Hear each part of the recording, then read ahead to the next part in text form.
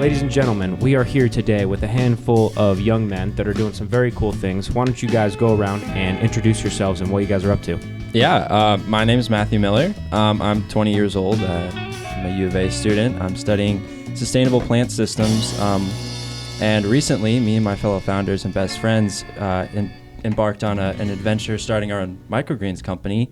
And so far, it's taught us a lot, and we're excited to see what the future holds for us. And I figure these are the best friends that you speak of, right? Yes, they would be. Yeah. We also live together. Yes, we do. That's right. Yeah, so my name is Zach Bridge. I'm also a student at the U of A, studying finance with a minor in astrobiology. And this business venture just kind of came up out of nowhere at the beginning of our second semester. But we've really enjoyed it. We've learned tons from it. And just like Matt said, we're really excited for what the future holds for us.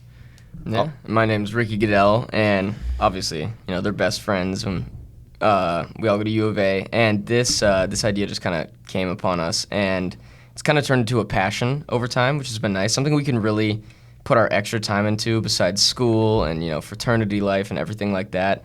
This has become the thing that we stay up late at night to work on, which has been very nice. We've been really expanding on it, and I'm excited to see, like Matt said, what the future holds. So, as longtime best friends, did you guys know growing up together that you were going to want to work on a project like this? Absolutely not. I mean, it's had its pros and cons with starting it with some of your close friends, because you don't want to, ruin relationships, because business, it sometimes gets like that. But I think it's helped that we're just such good friends. We've had our ups and downs through our relationships, and so we're able to kind of confront each other when something's not working or anything, and we're always able to get past it and work through it. Well, and, it's not a secret that you guys are young. I was actually surprised to hear that you guys are in college, because it feels like I was just in college, but that was like 5-6 years ago at this point now, so it makes me feel very old. Even though we're coming up on being juniors now. I mean, we're getting older as well. I mean, we just really tried to find something we could put our time into. Obviously, we become adults soon, so. Yeah, and I think because we started this our sophomore year, that was kind of our last year where we really had more freedom, because none of us really had anything besides more than maybe a part-time job at the time. And so, for me personally, I would probably spend between 30 to 35 hours actually doing schoolwork, and I'm not the best student either. So I kind of found myself just, not doing much most of the time. And, when we got into this and we started researching and reading and watching so many YouTube videos, oh my God, me and Zach combined must have days watched of microgreen videos. Yeah. We were I was like, well, I could use my time for a better way, and at the bare minimum, I'm doing something fun. I'm growing plants, I'm growing something healthy for myself. There was no way that I saw that it was, not beneficial for me. Sure. Yeah. And I mean, when we initially started this out, we'll be honest, we were looking for kind of like a side hustle to see if we could make some money. But then, the more we kind of dove into it, we understood how this business model is actually beneficial to, our community as a whole and promoting nutrition. Well, and it's interesting too, because farmers are some of the hardest working people I've ever met in my life. And while you guys aren't necessarily on a giant plot of land, it's a complicated product, right? It's not as simple as put an image on a T-shirt or something like that. So has that been one of the more difficult sides of it, or has the business side been more difficult for you guys? Yeah, so I'm kind of the head of growing and all that, and so kind of the learning curve with that, because we've got up to 15 different varieties of microgreens, and each one of them requires a different set of care for it. I'm still having my troubles growing sunflower sprouts, but then other ones I've got mastered. But it's all kind of a part of the learning curve. And what we really want to do is kind of solidify our growing so we can have confidence in our product before we really try to scale up and get our name out there. Absolutely. Well, and that you guys are doing it while you're going to school. I was at ASU, and I was going for computer science, and I was not as studious as you guys are and as disciplined, and I left school to kind of do my own thing, and luckily it's worked out since then. But to be able to not only soak up the traditional education, and you said you're going to school for finance, right? Yeah, correct. Things like that, it's a very good environment to be in, because not only are you around other people that are learning, in an environment that promotes learning, but you're picking up skills that would assist in the growth of the business. Yeah, it's kind of like a cool blend of, you know, learning how to operate in the finance while also actually doing it in the real world and learning, because there's so many like hoops you got to jump through that you don't even realize when you say that you're going to start a business. You know, Absolutely. it is like definitely the hardest thing that any of us have ever done. Yeah, and I think it was kind of something that, like, because I feel like all of us are very ambitious people, and so when we decided, we were like, yeah, let's start a company, you know, like, this is gonna be awesome. Like, I don't think any of us realized how hard it would be to, like, you know, process our operating agreement, get our LLC, get our bank account set up, you know, get all the licenses we need to actually sell produce.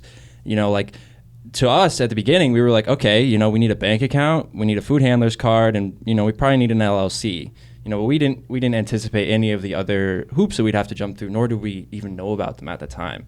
And it's stuff that is never going to make you money, right? Processing paperwork for an Yeah. LLC. Yeah, exactly. You maybe are a business now, but that doesn't mean you're running a successful business. Yeah, no, by any means it does not. And so, you know, it's by far taught me probably more than my, you know, previous year and a half of schooling had ever taught me, was starting this business, and it's been awesome.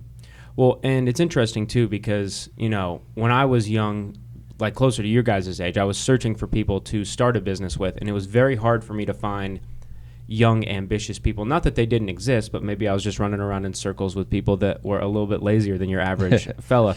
But to see you guys as locals of Arizona go to the same school and now start this, it's really going to, in my experience, push you along in life, and it seems like that's something that you guys are experiencing as well. Totally. So why don't you go ahead and tell us where you guys kind of met and how you became best friends? Yeah, wow. We, me and Zach met back in, we were like 3 in preschool. Wow. And Wait, we went before preschool at the little gym, right? yeah, Wasn't oh my it? God, yeah, we were like 3 or 2. We were so young. And I mean, you know, we just consistently went to school together, you know, elementary, middle school, high school.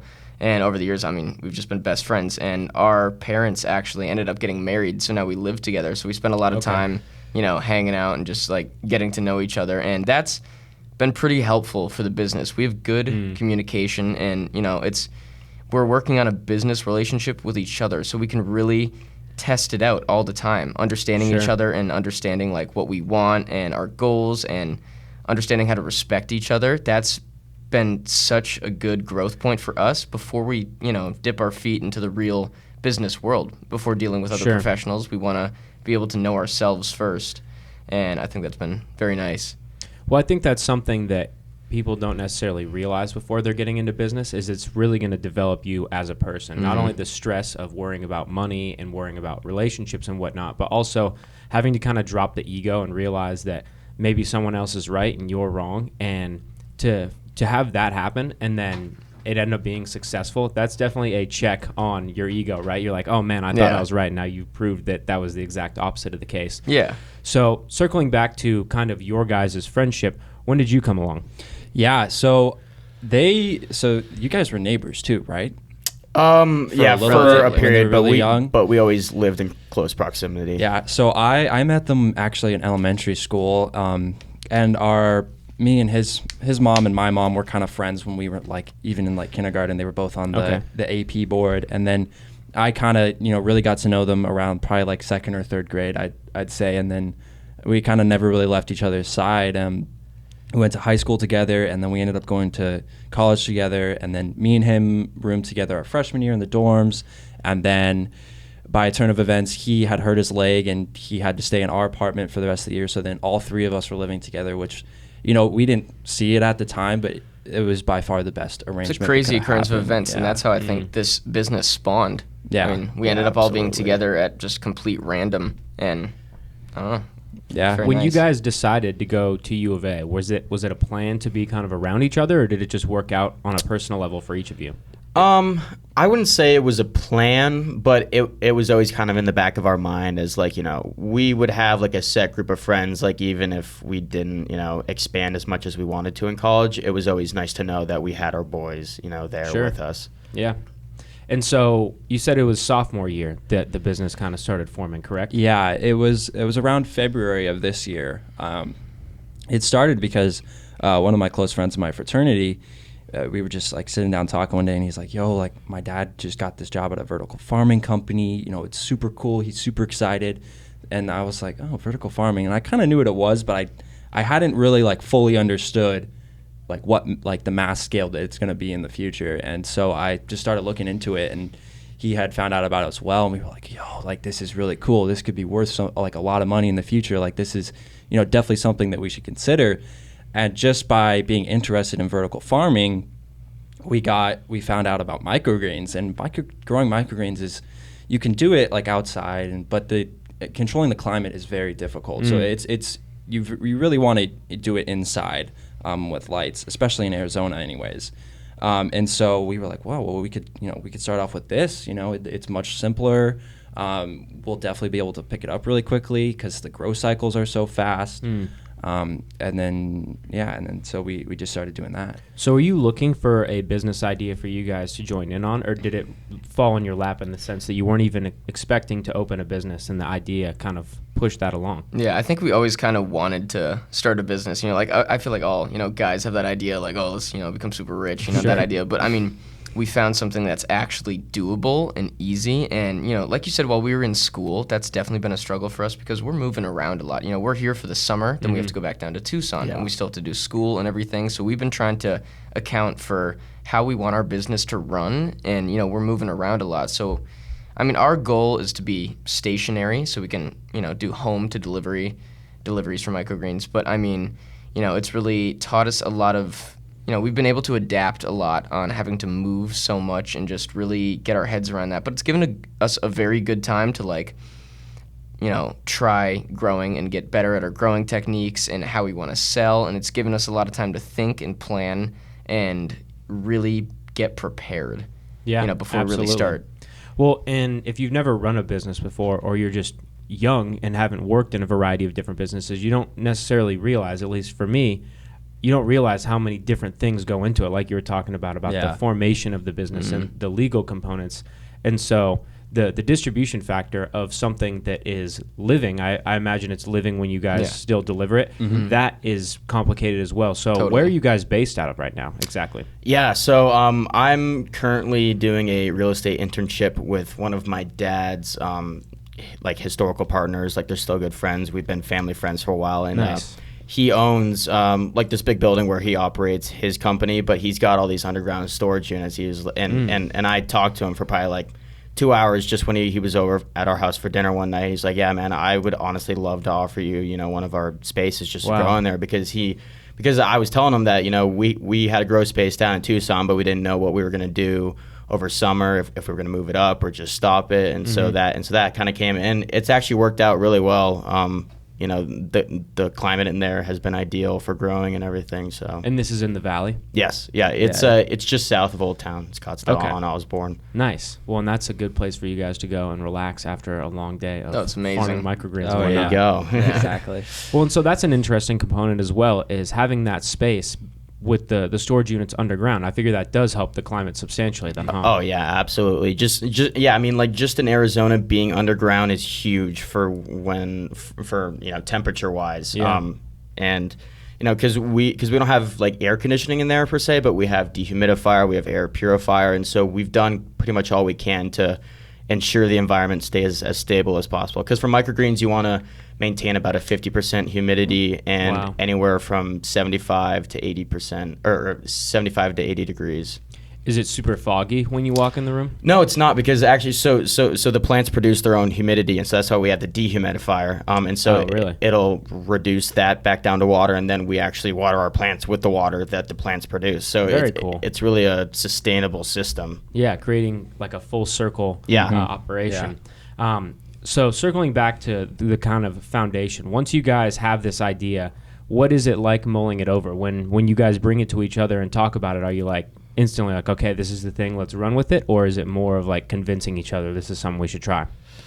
I feel like it kind of depends, because there's definitely parts of it where we're like, yeah, we got to do this. Like, you know, when we're talking about like equipment, especially, because me personally, I love to buy all the new equipment and unbox it and stuff. It is the funnest part. When we were like buying our lights and our racks and everything else, we were like, oh yeah, we need that. You know, we need like, because we started off, we got kind of like the cheap trays to grow in, and then he said, I think Zach said, you know, we should really upgrade, and I was like, yes, let's do it, you know. But then there's other things that, you know, we kind of have to convince. Like, I think like moving up, I think I was more against moving up. I kind of wanted to stay in Tucson because I didn't really know what my summer plan was yet, and so I was like, like, you know, like, do we really want to move this? Like, we had to pack it all into a U-Haul, like 8 or 6 racks, and that U-Haul ride was fun though. That U-Haul ride was fun, but you know, so like in things like that, you know, it did take more convincing, but you know, we're such close friends, and we have a lot of trust in each other. And so if Ricky was to come up to me and say, you know, I really think we should do this, like, and I saw that he was like passionate about it, like, I'd trust him. I'd be like, okay, yeah, like let's go after it. And so because you said you started in February, right? Mm-hmm. When was the decision to move up to the Valley? Probably somewhere like mid-April, because we got out of school, I think like first week or two of May. Yeah.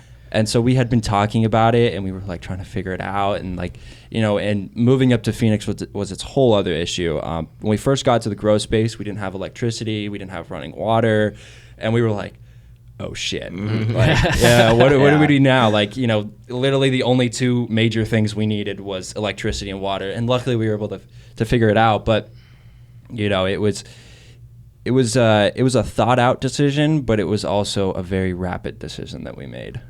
Well, and that's one of the things that you kind of learn about business the more and more you do it, is you don't know the things that can go wrong and the things that you have to think about until they're sitting in front of you. And that's another thing about business too, is it's a constant flow of problems that you need to solve.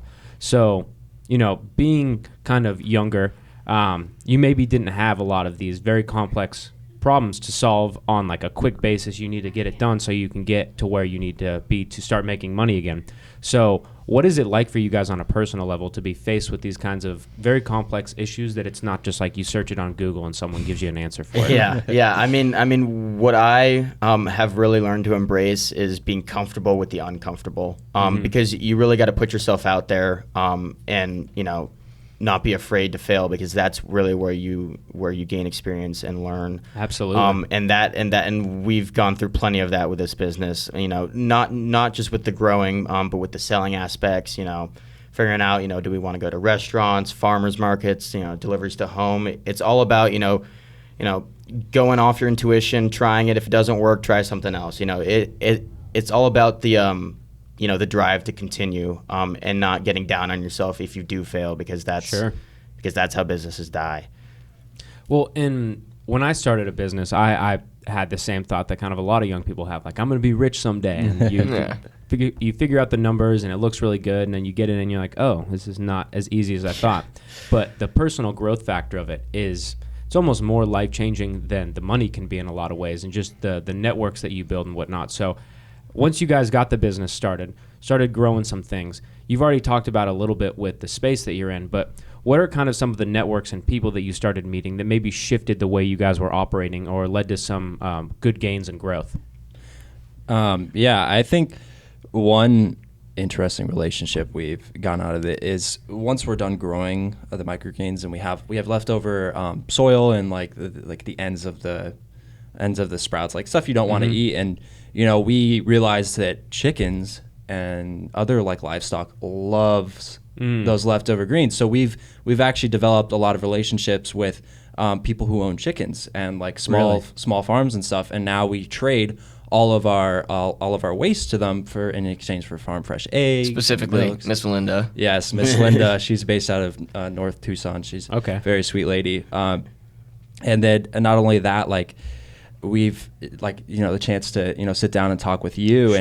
And social media, we've been really trying to pump out, and like really, because I personally, and he agrees with me, I think, you know, we agree that social media is really how we can like effectively get our name out there and let people know.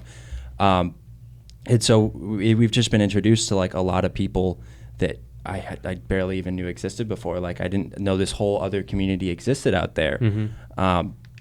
And it's been really interesting, and it's been really supportive of our growth. Yeah, and I think it's you know, realizing what kind of resources we have at our disposal, because in reality we are very blessed people, you know, being born to, you know, families don't really have to worry about, you know, meals table to table, and you know, having, with my dad, knowing that guy, and that's how we got the grow space.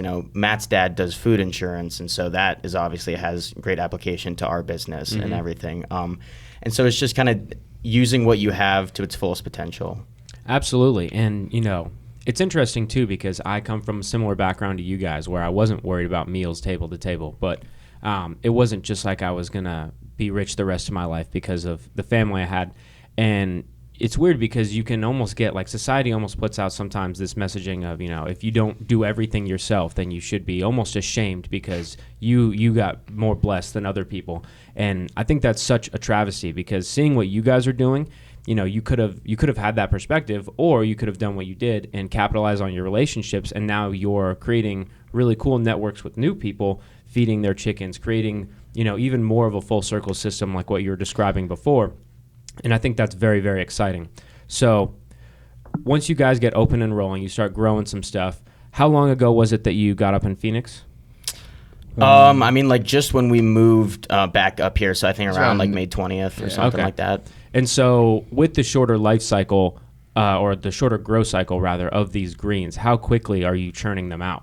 Yeah, so what a lot of people don't realize about the greens is the majority of their time actually isn't spent under light. In general, each green will take anywhere from 10 to 20 days to grow. But the first 3 or 4 days is spent in germination, where it's, trays stacked on top of each other with weight. Yeah. And so the weight is so that the seeds, when they sprout, they grow up and they grow strong roots because you want them to not be nimble and fall over when they're older. And then once they're done with germination, you put them into blackout. So we just put like a little dome on top of them so they get some height before they're actually exposed to light. So you're basically tricking the plant into thinking they're still underground, so they're still just growing straight up. Once they get some height on them, then you put them under light for really only 4 or 5 days, and then you harvest. And we just harvest straight into the container, like don't have to wash them or anything because we don't use any pesticides or anything. It's a completely organic process. Nice. And so what are some of the varieties that you guys are growing? Yeah. So some of our most popular are broccoli is a big one, sunflower. We do cabbage. Pea is another big one. And it's really kind of pertaining to what our customers want because in reality, we can kind of grow whatever we want. We can do, more dainty crops like amaranth, which is beautiful. It's vibrant pink. We can do Swiss chard, which is like a rainbow of different things. But what we really have been wanting to focus on is, emphasizing nutrition. And so we've been trying to push broccoli and pea and some of the more, plants that have volume in them, so people can incorporate that into their daily meals. Yeah, instead of just like garnishes, Sure. really using it in the meals that you're using. And they're great for garnishes, don't get me wrong. Like they make dishes look phenomenal, but a lot of people don't realize how healthy broccoli and pea and sunflower really are. Like they are complete superfoods. And so we're really trying to educate people on like, hey, instead of just using iceberg lettuce in your salad, throw these in there. Especially how easy it is. Yeah, it's so easy to put into anything. That's what we try to emphasize on our website too. There's a lot of information on what meals you can use it in, and like these are common meals that people eat normally: salads, soup, sandwiches, tacos, stuff like that. But what we're trying to educate on is like the actual nutrient content in each different microgreen, and how they can benefit you just eating it daily and putting it in whatever you like. And they're good. They taste good. So. What are your guys' favorite greens and ways to use them? I honestly, I wouldn't have expected this, but radish is my favorite. First of all, Really? it's the most enjoyable to grow because it's fairly easy, and it's got vibrant pink stems. But those, you can really throw them in any pasta sauce, sandwich, salad, and they've got a bitter taste if you eat them by themselves. But when you incorporate them with other things, it really just brings any meal you've got to life. And going back to the nutrition, when we tell people, we start a microgreens business, most people don't understand really what a microgreen is. So the way I try to explain it to them is, the difference between like a full-grown broccoli plant versus a broccoli microgreen is that, a seed that harbors all the pure nutrition that a plant needs to start its life. And so the analogy I like to use is, when humans are infants, we rely on our mother's milk for constant nourishment because we're not able to provide for ourselves. And so that's kind of what the seed does. And so once, a plant sprouts and gets past its microgreen stage, it's able to photosynthesize and make its own food. And by that time, it gets way more watered down and fibrous. And so by, growing it and harvesting it before it develops its true leaves, we ensure that, it's all of that nutrient-packed product. And that's why they've been used for garnishes, not only because they're pretty, but because they've got strong taste because they're so, concentrated. Well, and it's very interesting that it's like that, but it makes sense, right? It seems very intuitive. And so I try and go through life with intuition. And I haven't tried too many different microgreens, but I've tried a handful. And like you mentioned, putting them on tacos. I've never even thought about that before. And it kind of makes sense, especially if you've got, like very strong flavor like beef. Something like a microgreen of whatever sort you would recommend would probably cut through that with some freshness and then also kind of counteract some of the less healthy components of eating beef with some of the healthy components of plant eating. Yeah, I mean, what we're trying to work on currently is kind of broadening our knowledge of the usages of microgreens in foods, because people ask us all the time, what kind of meals should I make with this? Like, how do I incorporate this? And so that's what we're trying to learn, because some people want to hide their greens, and for microgreens that works. Like my grandpa hates greens, but he has smoothies every morning, and so my grandma will just throw a bunch of broccoli in there. He won't even realize, but he's getting all of those nutrients. And so it's really learning about how to incorporate those greens and to make it enjoyable, because, the healthier you eat, the better you'll feel. Well, so you've got the new knowledge and the new questions in your life of how to run a business from the straightforward administrative side. And then you've got, learning the finances, which you're studying in school, obviously. And then you've got the growing side and the building customer side.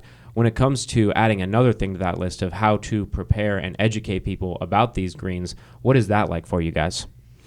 Yeah, so it's a complex process, and I think Ricky, you're better suited to answer that. Yeah, I would say, to get better at this business, you have to be the business. And every single day, we obviously have extra microgreens back at our house, and we like to cook a lot because we're at home. We've got the ability of a nice kitchen, so it's very fun. But we try to incorporate microgreens into all of our meals that we cook, so we actually know how it is to cook them, so we can put ourselves in the shoes of our customers and think, how would they think if they're like, how do I put pea into this, or how do I put, cabbage into this? So we want to be able to really be first-hand users, know the business, know how each thing tastes and how it tastes, in different meals and everything. So we can really educate our customers so they're not left in the dust. I can buy microgreens, but what can I use them in? And that's the biggest part. And because, people get the health benefits, that's all easy to learn and it's very beneficial.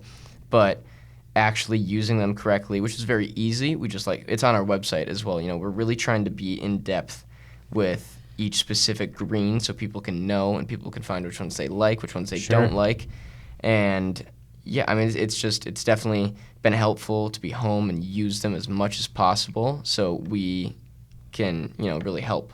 Yeah, we kind of want to be viewed as ambassadors for health and wellness and explain to people they can understand, anybody knows that there's plenty of healthy things you can go out there and eat, but explaining to them why they should add microgreens to their diet compared to, taking supplements through pills to get their a certain amount of vitamins. Whereas if you just eat these fresh, organic, locally grown microgreens, you get all of those vitamins and those antioxidants and those anti-inflammatories and everything, through a natural process, which, and I think one of the most rewarding things for us is hearing feedback from our customers and they're like, hey, I love these, I throw them in basically everything I can put them in. And it just, it makes you feel good knowing that, first of all, you're eating that fresh produce, but you're getting that nutrition, and it's just kind of a cycle of, once you get somebody hooked on them, they always seem to just love them. They're never going to stop because they are that easy to use. And, everyone,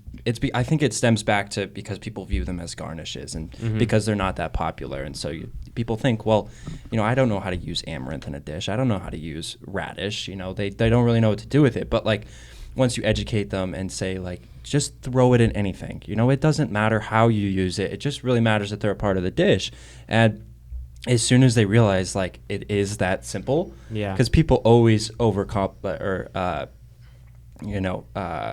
Overcomplicate. Overcomplicate. There you go. Yeah. I spaced out there, but they always overcomplicate things, and they don't realize that you just got to put it in. And then, I mean, then they love it. I mean, like we have some pea back at our place, and I threw some olive oil, a little bit of garlic, salt and pepper, and sauteed it up, and it was like some of the best greens I've had. And it's like, what we really try to emphasize to the customer is like, yeah, you can go to Whole Foods and get fresh produce, but like we literally harvest on Friday and we deliver Saturday, Sunday. So it's like as fresh as you can get. Yeah, and they last in your fridge for, Forever. at least a month. Like, Okay, wow. Because they're so fresh, and we make sure we take care when we package it so they're packaged properly, and then put absorption packs so we make sure like the moisture stays in and doesn't get too moist, and because then they can start to wilt and stuff like that. So like, I know me and Dave, we have broccoli and cabbage that has been in our fridge for over a month, and it's Really? still Wow. great. Yeah, like I think I used it, I want to say like 3 days ago or something, and it's still good.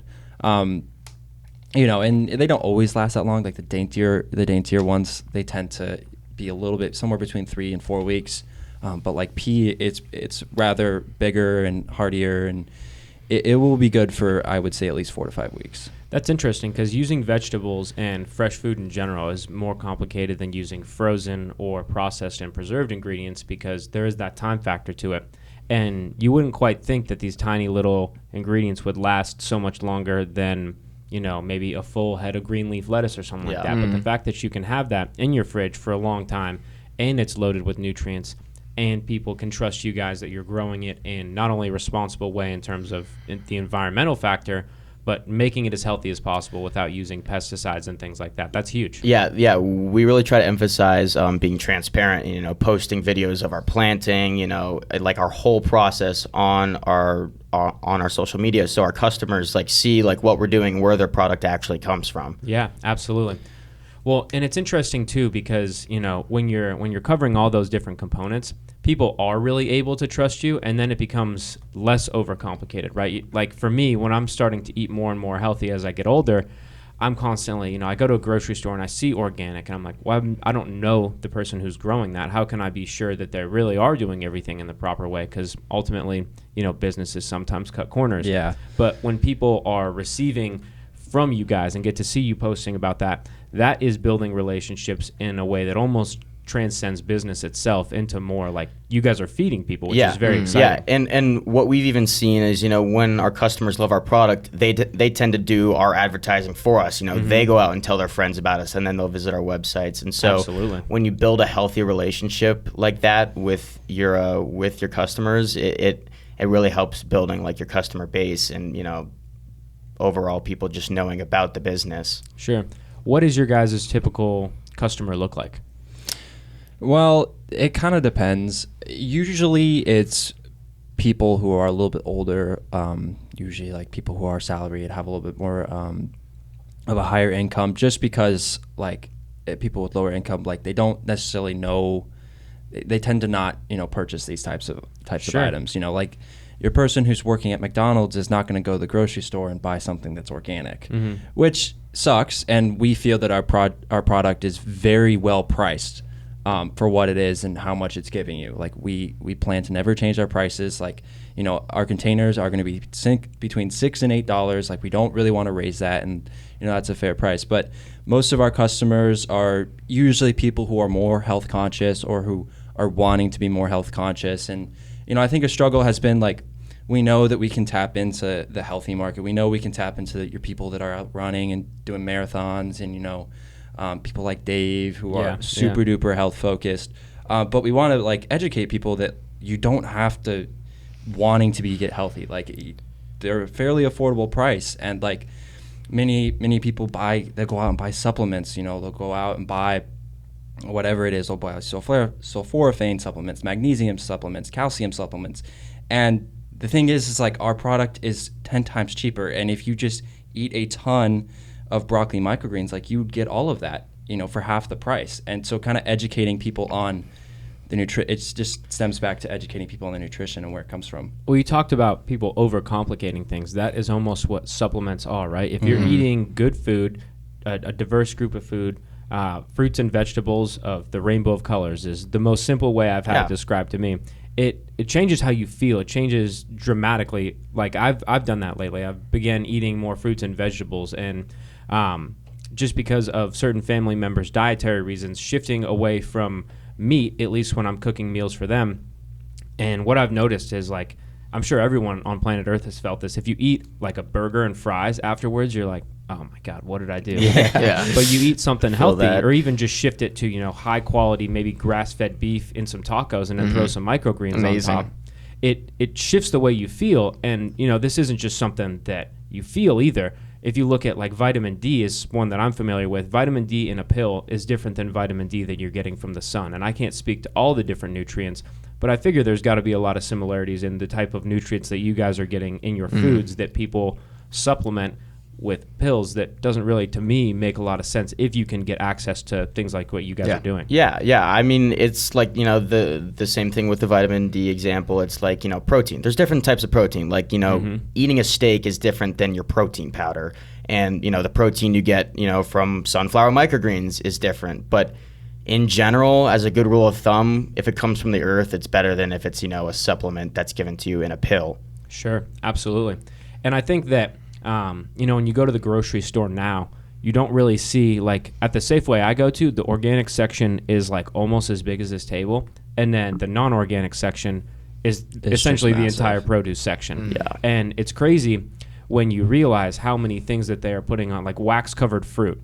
I understand apples. that fruit goes bad very quickly, but there's got to be a way to grow fruit that doesn't have to have wax on it. Yeah, and I think the hard problem is, like, there's a lot of, traditional farms out there that maybe would like to go organic because you can sell your product on average for a higher price and stuff like that. But the process of going to organic is such a pain that a lot of farmers tend to not do it. Not only do you have to be fully organic for at least 3 years before you can even get the clarification from the USDA, there's a ton of other steps you have to take, and it costs you a ton of money to, if you were just a normal farm, to switch over.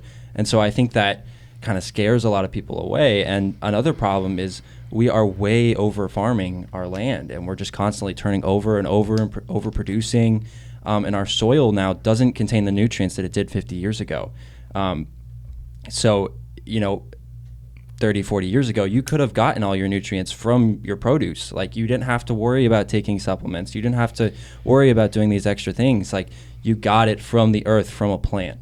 And that's what we're trying to do with microgreens, because, we don't actually grow in soil, and we don't grow, obviously our plants to maturehood, but we get all those nutrients from the seed instead. And so I think just like, getting those nutrients, in a natural process and not, taking a million supplements all the time is the better alternative. Absolutely. Well, and the variety of microgreens that you guys have, I feel like would fill in a lot of the holes that people are currently filling in with supplements and things like that. Yeah, absolutely. And going back to, like, the emergence of agribusiness, I mean, at the end of the day, business is guided by profitability. And so when, these massive monocrops like corn and everything are farmed consistently on the same soil, the nutrients just aren't replenished because, historically in farms you would have, a variety of crops, and then when you'd harvest them,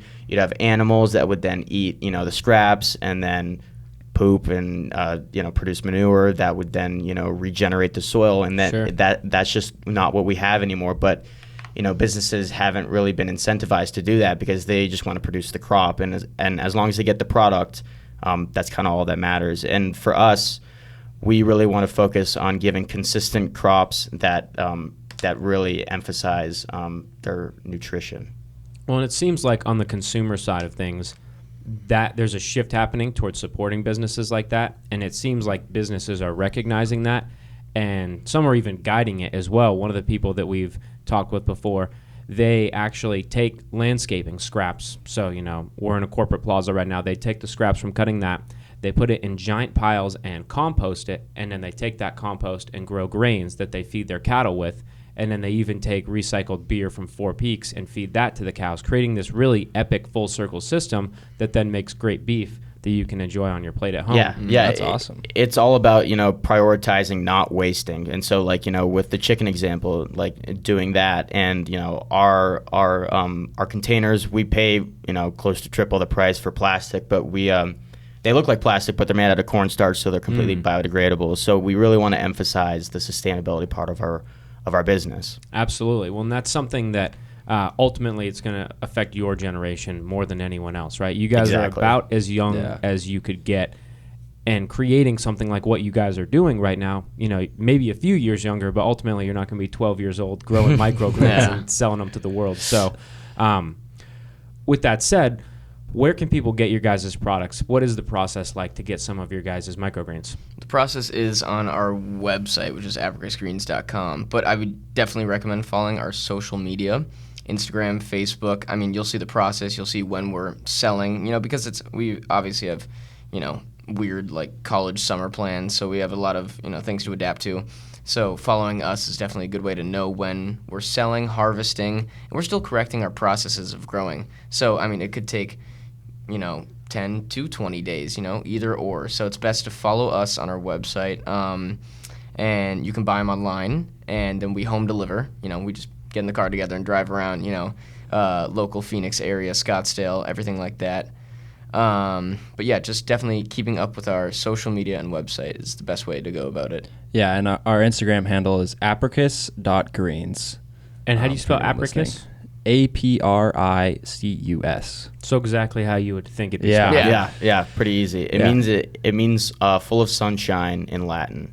Really? So that's where we got it from. Yeah, because It's a great name. When we were developing a name, we're like, fuck, what do we do? And Ricky, I think, was like, yeah, we should do like some Latin term. Those sound cool. And so we were just strolling through, and we're like, oh, yo, this is perfect. Because our business model, even though we don't actually use sunshine, what we're doing is full of sunshine, I think, in a way for the community. Yeah, I think so Definitely. too. And it's very impressive to see what you guys are putting together, and it's very exciting as well because this is what kind of the next generation of business ownership should be, right? Is conscious business ownership. Whatever your take on the world in general is, I feel like every business should have that as one of their pillars of operations. And the people that we're interviewing, whether it be you guys or major coffee companies or restaurants, they're thinking in similar ways more and more. And it's exciting to see it starting from the ground up, especially with the new generation and such passion and thoughtfulness behind it. It's very cool. Yeah, Yeah, absolutely. thank you. Focusing on the care, not just focusing on the end product and how it tastes, but the actual process of like everything. Like I think it's really important that business owners become more conscious of that, and I think we are with this generation.